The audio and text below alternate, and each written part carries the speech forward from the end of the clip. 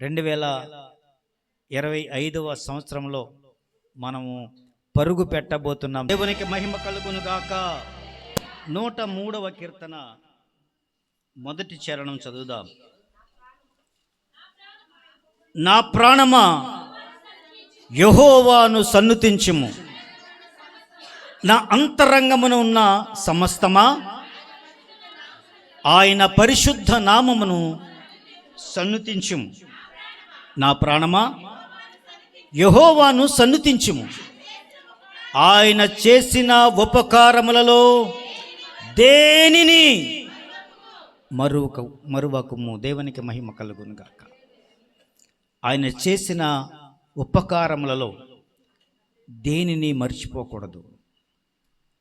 ఆయన నీ మీద ప్రాణం పెట్టుకుని ఉన్నాడు, నిన్ను ప్రేమిస్తున్నాడు. ఏ స్థితిలో నువ్వు ఉన్నా, ఏ పరిస్థితిలో ఉన్నా నిన్ను ఎంతగానో ప్రేమిస్తున్నాడు.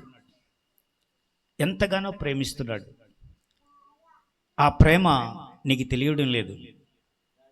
నిన్ను ప్రేమిస్తున్నాడు.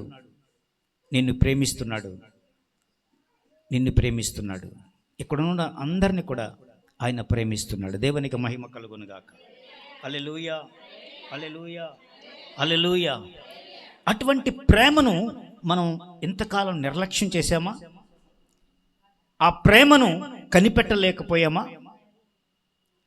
ఆ ప్రేమను గుర్తించలేకపోయామా? ఆ ప్రేమను పొందుకోలేకపోయామా? ఇవన్నీ మన ముందున్నటువంటి ప్రశ్నలు. ఈ సంవత్సరం పాటు ఆయన ప్రేమను గుర్తించలేకపోయాం, ఆయన ప్రేమను పొందుకోలేకపోయాం. ఆయన ప్రేమ మన చుట్టూ ఆవరించి ఉంటుండగా మనమైతే ఛేదరించుకుని వెళ్ళిపోయాం. అనేక సార్లు ప్రియ సంఘమ, ప్రియ నేస్తమ, ఒక్కసారి నిన్ను ఆలోచించుకో. ఈ చివరి దినాన ఇంకా కొద్ది నిమిషాలు మాత్రమే ఉంది ఈ 2024 వెళ్ళిపోవడానికి. ఈ సమయంలో ఒక తీర్మానం తీసుకుందాం. ఆయన అంతగా ప్రేమిస్తున్నటువంటి నిన్ను,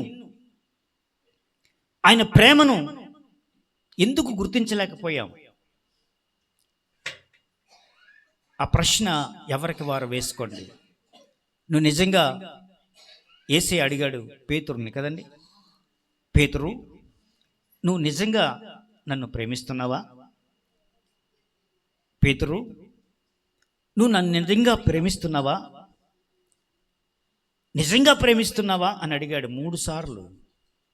ఎందుకోసమే తెలుసా? ఎక్కడో ఆ ప్రేమను పొందుకోలేకపోయాడు, ఆ ప్రేమను గుర్తించలేకపోయాడు. మనము కూడా అంతే. అనేక సార్లు ఆయన మనల్ని ప్రేమిస్తూ ఉంటుండగా ఆయన తప్పుకుని తిరిగాం, ఆయన్ని కాదని తిరిగాం, ఆయన్ని దగ్గరికి చేర్చుకోకుండా దూరంగా తోసేశాం. నీ మట్టుకు నువ్వు ఒక్కసారి ఆలోచించు. హల్లెలూయా, హల్లెలూయా. కీర్తనకారుడు 106వ కీర్తనలో 106వ కీర్తన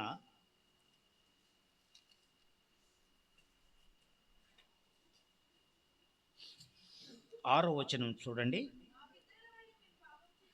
మా పితరుల వలె మేము పాపము చేశాము, దోషములు కట్టుకొని భక్తిహీనులమైతిమి. చాలండి. మా పితరుల వలె మేము కూడా పాపం చేశామయ్యా. మా పితరులు ఏ రీతిగా దోషం కట్టుకున్నారో అలాగే మేము కూడా భక్తిహీనులమైపోతున్నాము అని కీర్తనకారుడు ఈ మాటలు రాస్తున్నాడు. హల్లెలూయా, హల్లెలూయా. అదే 106వ కీర్తనలో 13వ చరణం కూడా చదువుదాం. అయినను వారు ఆయన కార్యమును వెంటనే మర్చిపోయారు. నీ జీవితంలో ఆయన కార్యం చేయలేదా? నీ జీవితంలో కార్యం చేయలేదా? అందరి జీవితాల్లో కార్యాలు చేస్తూనే ఉన్నాడు. అందరి జీవితాల్లో కార్యాలు చేస్తూనే ఉన్నాడు. నువ్వు మర్చిపోయావు అంతే. ఒకసారి అది వచ్చిన చదువు. అయినను వారు ఆయన కార్యమును వెంటనే మర్చిపోయిరి, ఆయన ఆలోచనల కొరకు కనిపెట్టుకొనకపోయిరి. అస్సలు ఆయన గురించి ఆలోచించలేదట. అస్సలు ఆయన కొరకు కనిపెట్టుకోలేదట. ఆయన బాధపడుతున్నాడు. నువ్వు నేను చేసిన పనికి ఎప్పటికీ ఆయన బాధపడుతున్నాడు. ప్రియ దైవ జనాంగము, ఒకసారి మనం పరిశీలన చేసుకుందాం. పరిశీలన చేసుకుందాం. ఇర్మియా గ్రంథంలోంచి 29వ అధ్యాయము, ఇర్మియా గ్రంథము 29వ అధ్యాయము 11వ చరణం చదవండి. నేను మిమ్మును గూర్చి ఉద్దేశించిన సంగతులను నేను ఎరుగుదును. మీ గురించి ఏమి ఆలోచించానో నాకు తెలుసు. మీకు తెలియకపోవచ్చు. మీరు ఎప్పుడు మిమ్మల్ని ఉన్నానని, మీకు మేలు చేస్తున్నానని గ్రహించలేదు కదా. ఇప్పుడు నేను మిమ్మల్ని గురించిన ఉద్దేశించిన సంగతులను నేను ఎరుగుదును. రాబోవు కాలమందు వచ్చే సంవత్సరం నీకు నిరీక్షణ కలుగులాగున అవి సమాధానకరములైన ఉద్దేశములే గాని హానికరమైనవి కాదు. రాబోయే దినాలు శ్రేష్టమైనవిగా చేస్తాను. చప్పట్లు కొట్టి దేవుని గణపరచండి. హల్లెలూయా, హల్లెలూయా, హల్లెలూయా, హల్లెలూయా. యెషయా గ్రంథము 43వ అధ్యాయం 18-19 వచనాలు చూడండి సహోదరులారా. గతాన్ని చాలా మంది తలుచుకుంటూ ఇందాక సాక్ష్యాలు పలికారు. సాక్ష్యాలు చెప్పిన వారందరూ కూడా గతంలో నేను ఇలా కష్టపడ్డాను, గతంలో నాకు ఇలాగుంది, అనేక బాధలు పడ్డాము, అనేక నిందలు పడ్డాము, అనేక అవమానాలు చూశాము అంటున్నాడు అని సాక్ష్యం పలికారు. ఇప్పుడు దేవుడు ఇస్తున్నటువంటి అభయం ఏమిటంటే, మునుపటి వాటిని జ్ఞాపకము చేసుకొనకుడి. లివ్ ఇట్, దాన్ని వదిలేద్దాం. ఫుట్బాల్ కోర్టులో బాల్ వేసినప్పుడు బాల్ వేస్తే అవతల వాడు దాన్ని అందుకోలేకపోతే లివ్ ఇట్ అంటారు. లివ్ ఇట్ అంటే ఆ బాల్ వదిలేస్తారన్నమాట. ఇప్పుడు మనం ఏం చేయాలంటే, మునుపటి వాటి సంగతి నువ్వు జ్ఞాపకం చేసుకోవద్దు, తలంచుకొనకుడి. ఇదిగో నేనొక నూతన క్రియ చేయుచున్నాను. చప్పట్లు కొడతా. మీకోసం నూతన క్రియ చేస్తున్నాను అంటే చప్పట్లు కొట్టి అరిగి మరీ కొట్టించుకోవలసి వస్తుంది. దేవునికి మహిమ కలుగును గాక. హల్లెలూయా, హల్లెలూయా. నేనొక నూతన క్రియ చేయుచున్నాను, ఇప్పుడే అది మొలచును. కొద్ది గంటల్లో మీ జీవితంలో మొదలవుతుంది. కొద్ది గంటల్లో, కొద్ది నిమిషాలలో మీ కొరకు నూతన క్రియ ప్రారంభమవుతుంది. మరొకసారి చప్పట్లు కొట్టి దేవుని గణపరచండి. నేను అరణ్యములో త్రోవ కలగజేయుచున్నాను. అది అరణ్యమే, దారి లేదు, కానీ నేను మీ కొరకు దారి కలగజేస్తున్నాను. దేవునికి మహిమ కలుగును గాక. హల్లెలూయా, హల్లెలూయా, హల్లెలూయా. మీ కొరకు రోడ్ వేస్తున్నాను. అరణ్యములో పక్కా రోడ్డు వేస్తున్నాను. దేవునికి మహిమ కలుగును గాక. హల్లెలూయా. బళ్ళు మీద సిద్ధంగా ఉండండి. దేవునికి మహిమ కలుగునుగాక. హల్లెలూయా, హల్లెలూయా, హల్లెలూయా. ఎడారిలో నదులు పారచేయుచున్నాను. ఎడారి అంటే అక్కడ నీరు ఉండదు, కానీ అక్కడ ఆయన నదులు పారజేస్తాడట. ఇదే యెహోవా వాక్కు. దేవునికి మహిమ ఘనత ప్రభావములు చెల్లునుగాక. ఆమేన్, ఆమేన్. 2వ కొరింథీ పత్రిక టకటక చూద్దాం. కొద్ది నిమిషాలే ఇంకా టైం ఉంది, ఇంకా 8 నిమిషాల టైం ఉంది. 8 minutes. దేవునికి మహిమ కలుగునుగాక. హల్లెలూయా, హల్లెలూయా, హల్లెలూయా. 2వ కొరింథీ పత్రిక 2వ కొరింథీ పత్రిక చూడండి, 3వ అధ్యాయం 18వ వచనం. మనమందరము 2వ కొరింథీ పత్రిక 3వ అధ్యాయము 18వ వచనం. మనమందరము ముసుకులేని ముఖముతో ప్రభు యొక్క మహిమను అద్దము వలె ప్రతిఫలింపజేయుచు మహిమ నుండి అధిక మహిమలోనికి అధిక మహిమను పొందుచు ప్రభు యొక్క ఆత్మచేత ఆ పోలికలోనే మనము మార్చబడుదును. చప్పట్లు కొట్టి దేవుని కనపరచండి. నిన్ను ఏ పోలికగా చేయాలనుకుంటున్నాడో తెలుసా? ముసుగు లేని ముఖముతో డైరెక్ట్గా ఆయన మహిమలోనికి నిన్ను తీసుకువెళతాడట. దేవునికి మహిమ కలుగునుగాక. హల్లెలూయా, హల్లెలూయా, హల్లెలూయా. ఈ సమయంలో ఇంకా 7 నిమిషాల టైం ఉంది. త్వరగా నేను సందేశాన్ని ముగించదలిచాను. త్వరగా చూడండి. 1, దేవుడు ఉపకారి, మేలు చేసేవాడు. మన గురించి ఎన్నో మేలులు ఉన్నాడు. దేవుని వాగ్దానాలు కూడా మన పట్ల శ్రేష్టంగా ఉన్నాయి. అటువంటి వాగ్దానాలు పొందుకునేలాగా ఒక విషయం చెబుతాను. ఎందుకంటే ఏది వాగ్దానం వచ్చినా, ఏది దేవుడు వాగ్దానం ఇచ్చినా దానికి ఖచ్చితంగా కండిషన్స్ అంటూ ఉంటాయి. కండిషన్స్ అంటూ ఉంటాయి.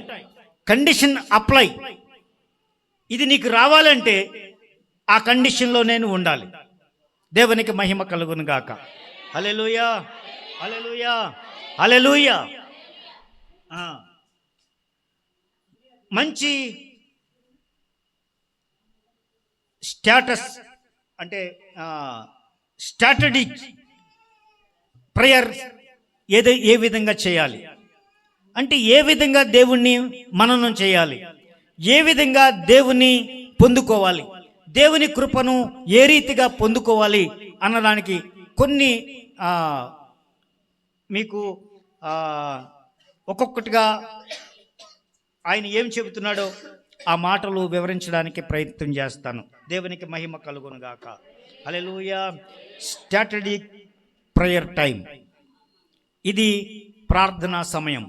అప్పుడు ఏం ప్రార్థన చేయాలి అని అంటే, ఇందాక చదివాం కదా, 103వ కీర్తనలో 2వ వచనం, నా ప్రాణమా యెహోవాను సన్నుతించుము, ఆయన చేసిన ఉపకారములలో దేనిని మర్చిపోకుండా ఒక్కొక్కటిగా లిస్ట్ రాసుకొని ఆయనకు కృతజ్ఞతాస్తుతులు చెల్లించాలి. ఆయన చేసిన మేలును మర్చిపోకుండా ఉంటే నీకు మరలా ఆయన మేలు చేస్తాడు. దేవునికి మహిమ కలుగునుగాక. చేసిన మేలు మర్చిపోయే వాడికి ఏ మేలు జరగదు. మేలు మర్చిపోకూడదు. దేవుడు ఎన్నెన్నో మేలు చేస్తున్నాడు. జరిగించినటువంటి ఏ మేలును నువ్వు మర్చిపోకూడదు. దేవునికి మహిమ కలుగునుగాక. రెండవ విషయం చూడండి, ఆయన ఇచ్చిన ప్రతి అవకాశాన్ని సద్వినియోగం చేసుకోవాలి. ఆయన ఏదైతే నీకు అవకాశం ఇచ్చాడో అవకాశాన్ని సద్వినియోగం చేసుకో. సద్వినియోగం చేసుకోకూడదు, లేకపోతే నీ తిప్పలు తప్పవు కదండి. ఆయన ఇచ్చినటువంటి అవకాశాన్ని మనం పొందుకోవాలి, సద్వినియోగం చేసుకోవాలి. చాలామందికి ఇందాక ఎవరు యామినినా మంచి పాట పాడింది కదా. దేవునికి మహిమ కలుగునుగాక. అమ్మా యమున, యామినే అంటాను, యమున మంచి పాట పాడింది, అవకాశాన్ని వినియోగించుకుంది. ఇక మీదట ఆమె తరచూ పాటలు పాడగలదు, ఎందుకంటే అవకాశాన్ని వినియోగించుకున్నది గనుక. ఇప్పుడు దేవుడు ఇంకొక అవకాశాన్ని ఇస్తాడన్నమాట. దేవునికి మహిమ కలుగునుగా.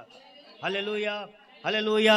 కొలస్సీ పత్రిక చూడండి, 3 నిమిషాలు ఉంది టైం. దేవునికి మహిమ కలుగునుగాక. కొలస్సీ పత్రిక 3వ అధ్యాయం 13వ వచనం.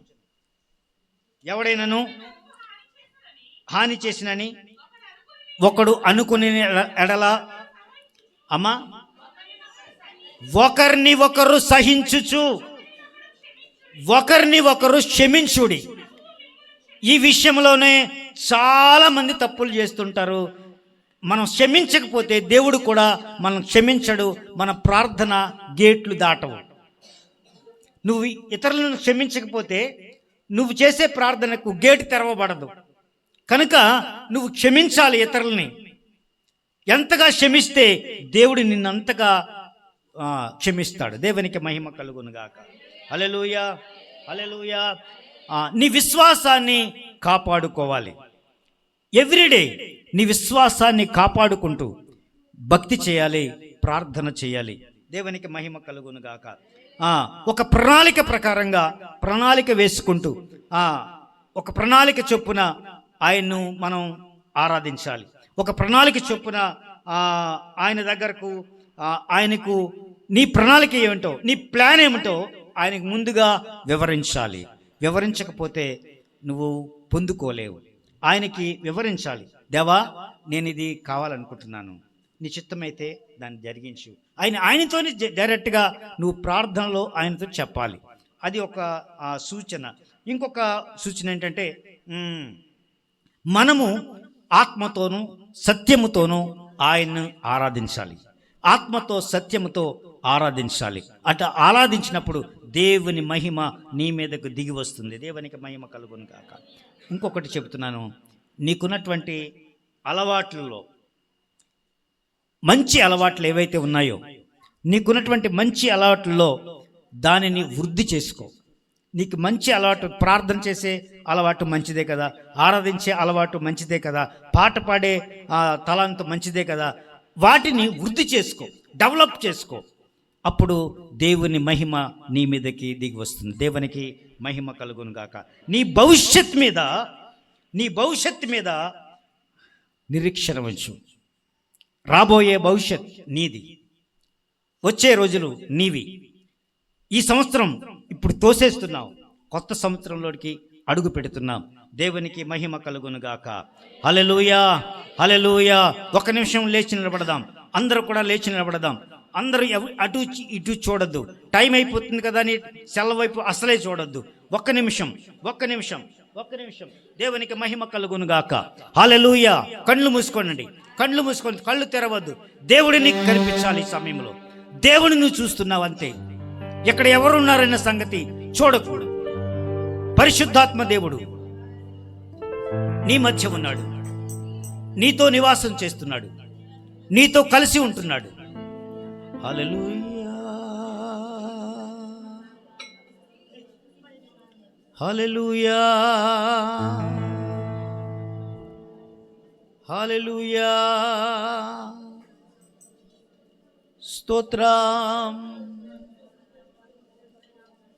స్తోత్రం. హల్లెలూయా.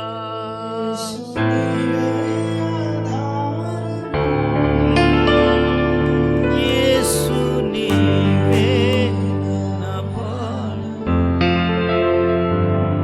యేసు నీవే ఆధారము, యేసు నీవే నా ప్రాణము. నిన్ను నమ్మినచో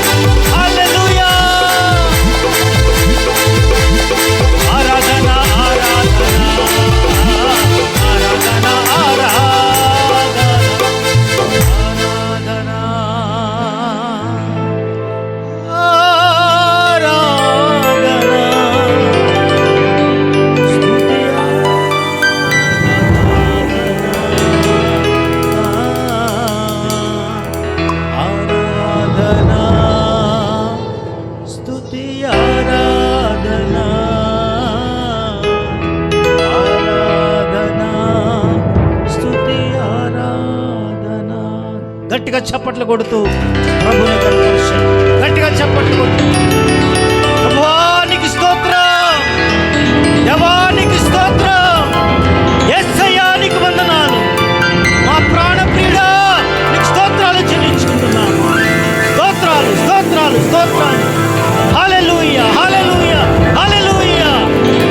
జీవము గల దేవానికి స్తోత్రాలు, జీవాధిపతినికి స్తోత్రాలు, పరిశుద్ధాత్మ దేవానికి స్తోత్రాలు స్తోత్రాలు స్తోత్రాలు స్తోత్రాలు. మహాగణుడా, మహోన్నతుడా, పరిశుద్ధుడా నీకు స్తోత్రాలు చెల్లించుకుంటున్నాను. ఎంతగా మమ్మల్ని ప్రేమించినందుకు నీకు వందనాలు దేవా. ఈరోజు ఎంతో సంతోషంగా ఈ సంవత్సరాన్ని ప్రారంభించాం దేవా. మా కళ్ళ ముందు నువ్వు ఉన్నావు దేవా. నిన్నే మొదటిగా చూస్తున్నాము ప్రభా, నిన్నే మొదటిగా చూస్తున్నావు. ఈ లోకములో మాకెవరూ కనపడడం లేదు, నువ్వు మాత్రమే కనపడుతున్నావు. నీపైనే దృష్టి ఉంచుతున్నాం ప్రభా. నాయన మీరు కూడా మమ్మల్ని చూడండి నాయన, మమ్మల్ని చూడండి, ఒక్కసారి దర్శించండి, మమ్మల్ని దర్శించండి ప్రభువా. నన్ను దర్శించండి, నన్ను దర్శించండి. ఎవరికి వారుగా దర్శించమని అడగండి. దేవా నన్ను దర్శించు, దేవా నన్ను దర్శించు. 2025 సంవత్సరం ప్రారంభంలో ఉన్నాం నాయనా. నీకు స్తోత్రాలు. ఎంత ఘనత మాది, ఎంత ఘనత అయ్యా దేవా, ఎంత ఘనత ప్రభువా. ఇట్టి ఘనతకు అర్హుడవు నీవు. అట్టి అర్హత మాకు కూడా ఇచ్చినందుకు నీకు స్తోత్రాలు చెల్లించుకుంటున్నాను. ఈ సమయంలో నేను కొనియాడుతున్నా, ఆరాధిస్తూ ఉన్నాము ప్రభువా, ఆరాధిస్తున్నాము నాయన.